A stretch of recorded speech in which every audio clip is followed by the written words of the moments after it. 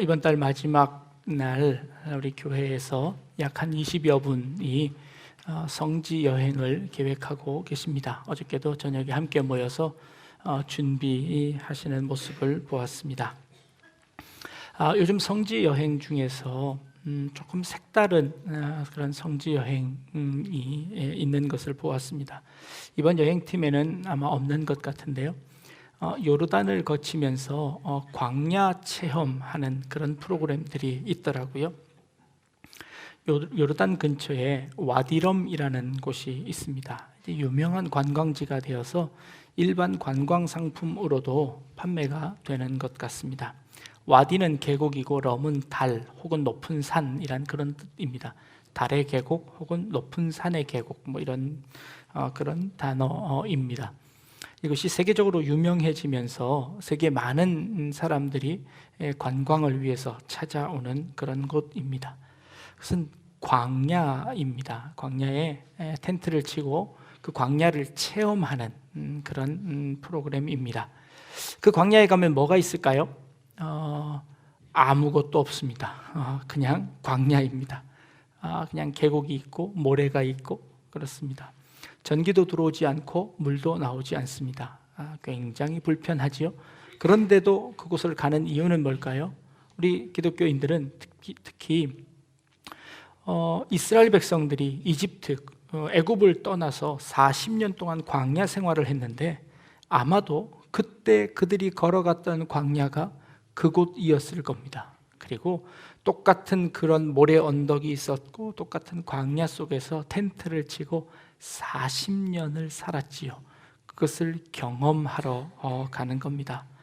후기를 보니까 불편해서 투덜투덜 했는데 해가 지고 나서 밤하늘을 보는데 그 밤하늘에서 막 별들이 쏟아질 것 같더라고. 그 전에 불평했던 것들이 싹 사라지게 되었다라고 고백하는 그런 후기를 보았습니다. 그곳에 가는 이유는 그 광야를 체험하고 예전에 믿음의 선조들이 지내왔던 그 광야를 경험하는 것이지요.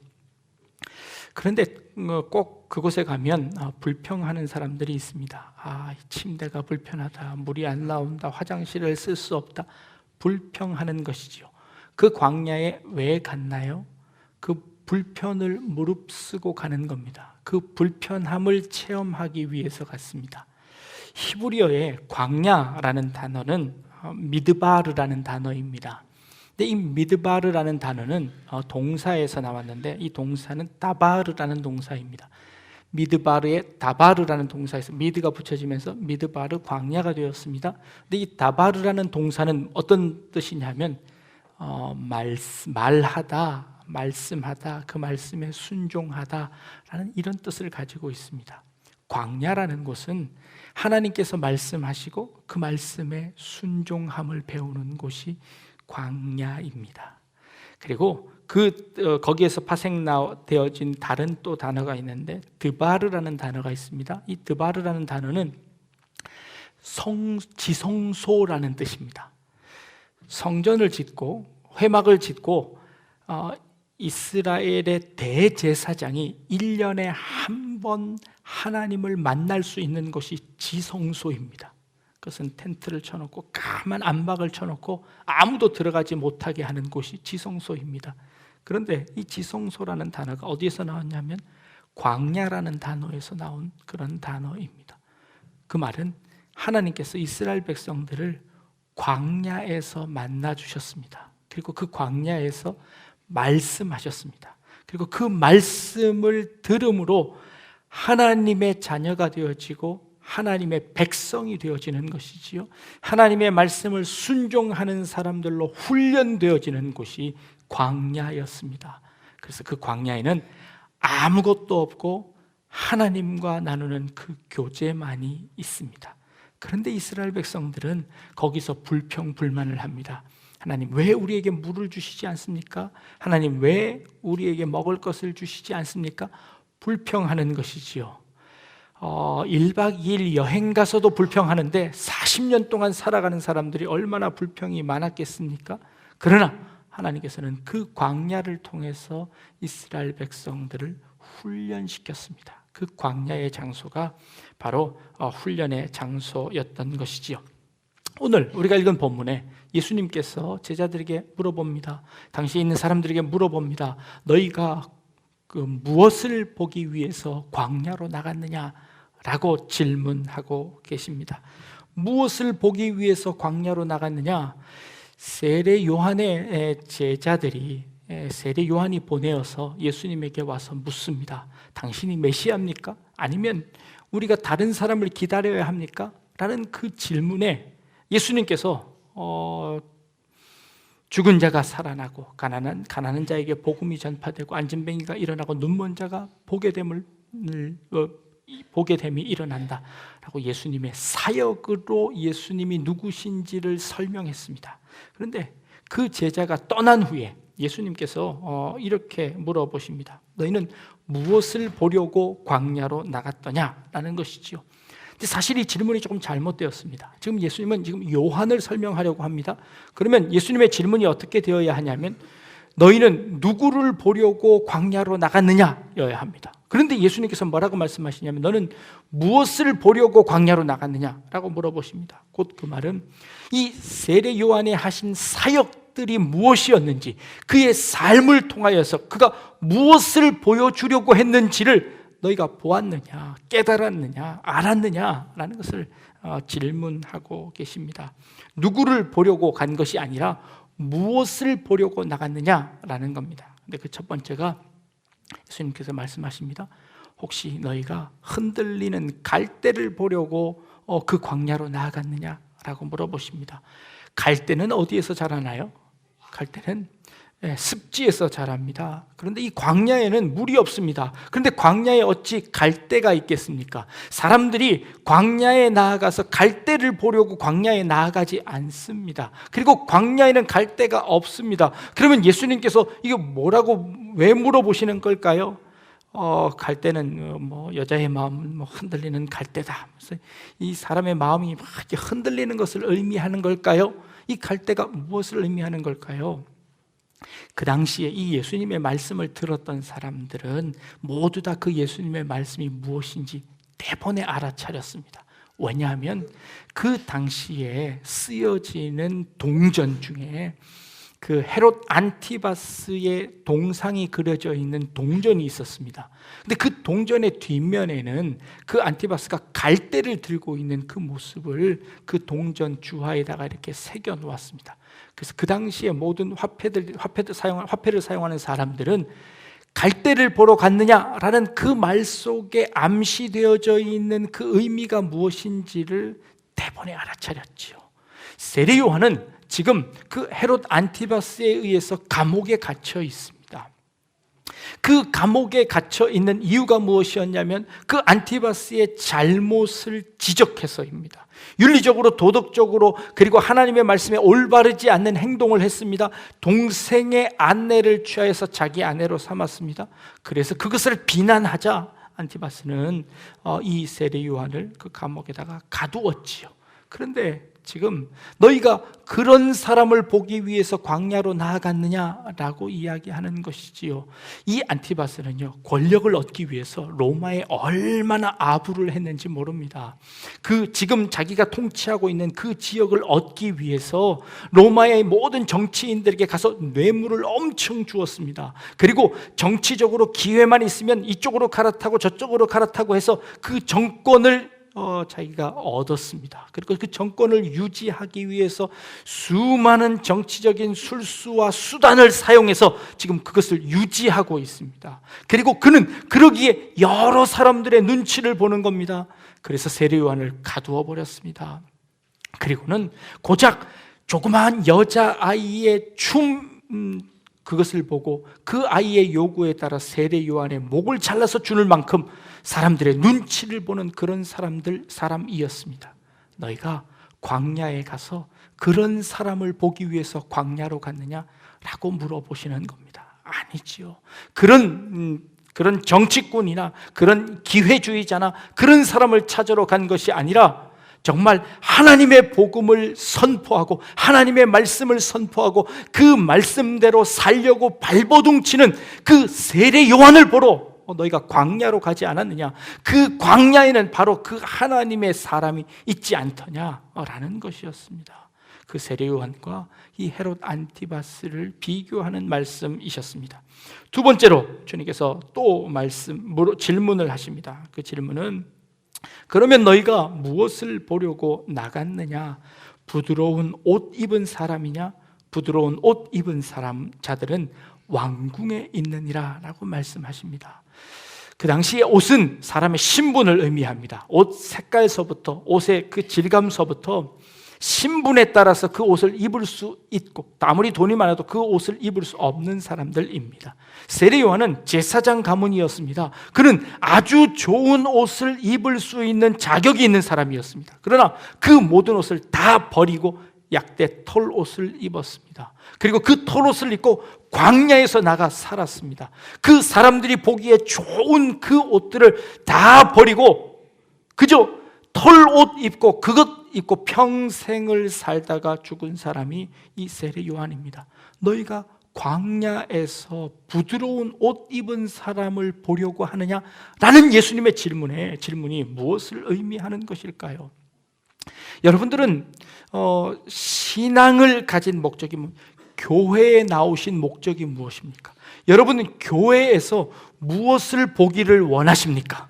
여러분 신앙을 가지고 하나님을 섬기면서 무엇을 얻기를 원하십니까? 하나님으로부터 무엇을 보기를 원하십니까? 이 지역 교회를 통하여서 여러분은 무엇을 보기를 원하십니까? 혹 지금 이 예수님의 질문처럼 너희는 가서 그 갈대를 보기를 원해서 교회에 왔느냐? 너희는 부드러운 옷 입은 사람들을 찾기 위해서 이 교회에 왔느냐? 라고 물어보시는 겁니다. 우리는 여러분들 교회에 나오는 목적이 무엇입니까? 우리 신앙인들의 삶의 목표와 세상을 살아가는 믿지 않는 사람들의 삶의 목표가 다른가요? 같은가요? 다르지 않은 것 같습니다. 그리고 그 목표를 이루어가는 과정도 다르지 않은 것 같습니다. 근데 다른 것이라고는 그것을 이루어내는 수단으로 우리는 기도를 선택하고, 믿지 않는 사람들은 자기의 힘을 선택합니다. 내 힘이 부족하니 하나님 나를 도와주셔서 이 세상 사람들보다 내가 더 많은 것을 갖게 하시고 이 세상 사람들이 원하는 것보다 더 좋은 것을 갖게 해주십시오 라고 기도하는 것이 우리의 삶의 목표였습니다. 이것이 하나님이 원하시는 삶일까요? 그것이 정말 광야에서 얻을 수 있는 것일까요? 우리가 찾고 있는 그것이 이 교회 안에 있습니까? 하나님께서 만드신 그 광야 안에 우리가 원하는 것이 정말 거기에 있습니까? 광야에서 하나님이 주시고자 하는 것이 우리가 원하는 그것입니까? 우리가 광야에서 무엇을 보기 위해서 광야에 나아갑니까? 우리가 이 교회에 무엇을 얻기 위해서, 어떤 모습을 보기 위해서 우리가 이 교회에 나옵니까? 우리의 자신들을 다시 한번 돌이켜 보아야 합니다. 광야에 가면 불편함이 있습니다. 광야에 가면 먹을 것이 없습니다. 광야에 가면 편안한 잠자리가 없습니다. 그런데도 광야로 나아갑니다. 왜요? 그곳에는 하나님의 말씀이 있기 때문입니다. 그 하나님의 말씀을 듣기 위해서고 그 하나님의 삶이, 하나님께서 우리에게 허락하시는 삶이 있기 때문입니다. 새로운 목표가 우리 가운데 있기에 우리는 광야로 나아가는 것이죠. 그 광야 가운데서 진정한 기쁨과 진정한 삶의 목표를 찾는 겁니다. 사람들이 세례 요한을 향하여서 손가락질합니다. 고작 그 여자아이의 그 춤으로 말미암은 그 선물로 목이 잘려 나갑니다. 그렇게 정의를, 공의를 선포했는데 아무 힘 없이 옥에 갇혀버립니다. 그리고 죽습니다. 이것이 하나님의 선지자입니까? 하나님을 믿는 사람의 최후입니까? 하나님을 믿는 사람들의 결론이, 마지막이 이렇게 허무하게 끝나는 겁니까? 사람들이 그렇게 생각합니다. 예수님께서 십자가에 달리셨을 때 사람들이 손가락질합니다. 네가 정말 하나님의 아들이냐? 그러면 그 십자가에서 내려오고 너도 구원하고 나도 한번 구원해봐라 라고 조롱합니다. 예수님은 그 조롱을 다 받으시고 십자가를 지십니다. 그것이 하나님의 뜻이었습니다. 그것이 예수님의 삶의 목표였습니다. 세상 사람들이 원하는 그 목표를 버리시고 하나님이 원하시는 그 목표를 가지는 것이었습니다. 네, 그것 보기 위해서 광야로 가는 것이지요. 그것 보기 위해서 우리가 광야로 오는 겁니다. 세상 사람들이 이 교회에 원하는 것이 무엇일까요? 우리는 세상의 빛과 소금이라고 하고 세상을 변화시킨다고 하고 큰 소리를 냅니다. 세상에서 우리더러 너네나 잘해라 라고 이야기합니다. 너네나 잘해라, 너나 잘하세요 합니다. 우리가 세상 사람들과 똑같은 목표를 가지고 똑같은 방법으로 그들과 겨루어 싸우면서 오히려 그들보다 못한 삶을 살고 있는 모습을 봅니다. 광야를 살아가는 것이 아니라 광야에 자꾸 호텔을 지으려고 합니다. 광야에 그 체험을 하러 가서 그곳에서 자꾸 불편하다고 합니다. 아니요, 우리는 그 불편함을 무릅쓰고 가는 겁니다. 그러나 그 광야에서 주시는 그 하나님의 말씀 가운데 한밤중에 비추어내는 그 수많은 별빛의 그 아름다움 속에 그 황홀경에 빠져서 그 말씀대로 살아가려고 다짐하는 사람들이 그 광야로 나아가는 것 아닙니까? 여러분들이 광야로 나오신 분들입니다. 예수님의 말씀대로 살기로 작정하고 예수님의 제자가 된 사람들입니다. 그러면 예수님의 말씀대로 살아야지요. 예수님이 우리에게 명령하신 대로 행해야지요. 그것이 어렵고 힘듭니다. 그것이 쉽지 않습니다. 그러나 그 일을 해 나가는 것입니다. 예수님께서 이렇게 말씀하십니다. 그러면 어찌하여 나갔더냐? 선지자를 보려더냐? 옳다, 내가 너희에게 이르노니 선지자보다 나은 자니라 라고 말씀하십니다. 네, 그렇습니다. 선지자를 보러 왔습니다. 선지자는 어떤 일을 하는 사람인가요? 하나님의 말씀을 대언하는 사람입니다. 하나님의 말씀을 백성들에게 전달하는 사람이 선지자입니다. 그 선지자는 하나님의 말씀을 말로만 전할 뿐 아니라 그 하나님의 말씀을 자신의 온 삶으로 보여주는 사람이 선지자입니다. 그래서 세례 요한의 그 모습들이 완전히 하나님의 말씀대로 보여주는 것이죠. 갈대도 아니고 부드러운 옷도 다 버리고 세상의 모든 그 권위와 그 모든 그 돈도 다 버리고 메뚜기와 석청을 먹으며 그 약대 털옷을 입고 그 광야에서 외치는 겁니다. 그의 입술을 통해서 그의 온 삶을 통하여서 선지자로서 하나님의 뜻을 전하는 것입니다. 그것이 이 땅에 이 선지자들이 행하는 일이요 사명이었고, 그리고 이 땅에 이 교회가 존재하는 이유인 줄로 믿습니다. 그리고 여러분, 우리 성도들 한 분 한 분이 바로 그 선지자로서 이 광야를 살아나가는 한 사람이어야 된다는 것을 이야기하고 계십니다.